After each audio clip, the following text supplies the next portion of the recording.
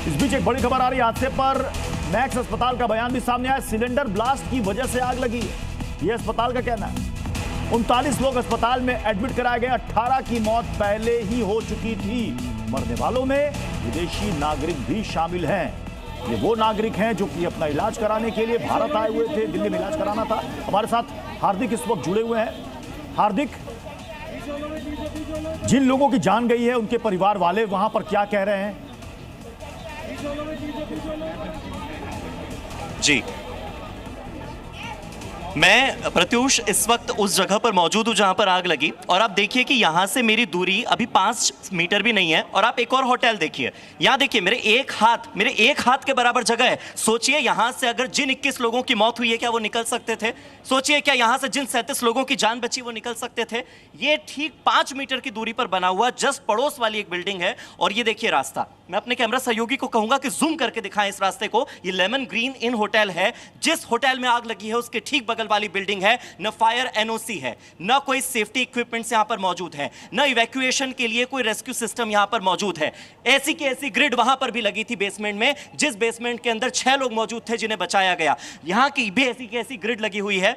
Light जा चुकी है अभी के अभी, क्योंकि यहां पे सारी लाइट सिस्टम जो है वो बंद कर दिया गया है। मगर सवाल यह है कि अभी 21 लोगों की मौत की जांच के लिए तो यहां पर प्रशासन आ गया, बड़े बड़े मंत्री यहां पर मौजूद हैं, अभी यहां पर पुलिस प्रशासन की मौजूदगी है, फायर सेफ्टी डिपार्टमेंट की मौजूदगी है। लेकिन क्या इस होटल में अभी जो लोग मौजूद हैं उनकी सुरक्षा का जिम्मा कोई लेगा? इस होटल में इस वक्त जितने लोगों की मौजूदगी है, जितने कमरे यहां पर बने हुए हैं, क्या उनकी सुरक्षा की जिम्मेवारी कोई लेने को तैयार है? अभी यहां पर जाने भी नहीं दिया जा रहा है। मैं इस बैरिकेड को क्रॉस करके फिर से प्रत्यूष इस तरफ आऊंगा और आपको फिर से ये दूरी दिखाना चाहूंगा।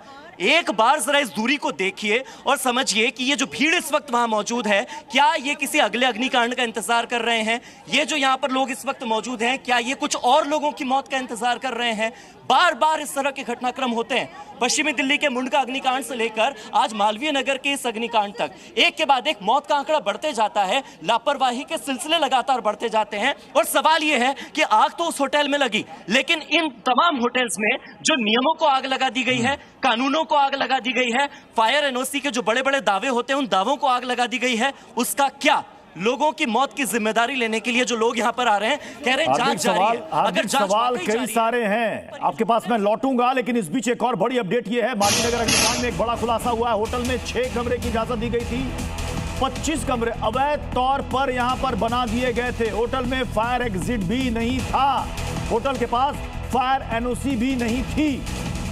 और यह सबसे बड़ी वजह है, यानी कि यहां पर लोगों की जान ज्यादा बच सकती थी। जो 21 लोगों की जान अब तक गई है उनमें से कई लोग बच सकते थे।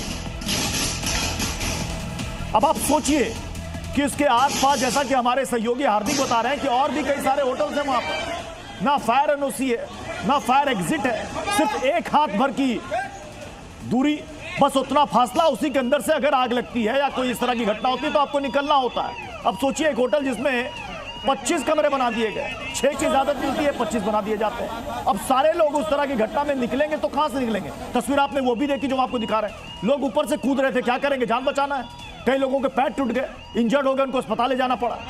यह स्थिति है देश की राजधानी की। अब जाकर वहां प्रशासन जागा है, आंखें खुल गई हैं। उतने दिनों से बंद थी, सिस्टम सोया हुआ था, अचानक से नींद से जाग गया। तुरंत वहां करके वहां पर बिजली की सप्लाई काट दी गई। अब वहां पर बैरिकेडिंग कर दी गई है। आसपास की जांच की जा रही है कि किन किन घरों में, इमारतों में अवैध तरीके से होटल चल रहा है, किन के नक्शे सही है, किन के नक्शे सही नहीं है। तो पहले जब नक्शा अप्रूव किया गया तो क्या देखकर किया गया, क्या देखकर किया गया, ये बड़ा सवाल है। मैं एक बार फिर से हार्दिक करूंगा, लेकिन एक और बड़ी खबर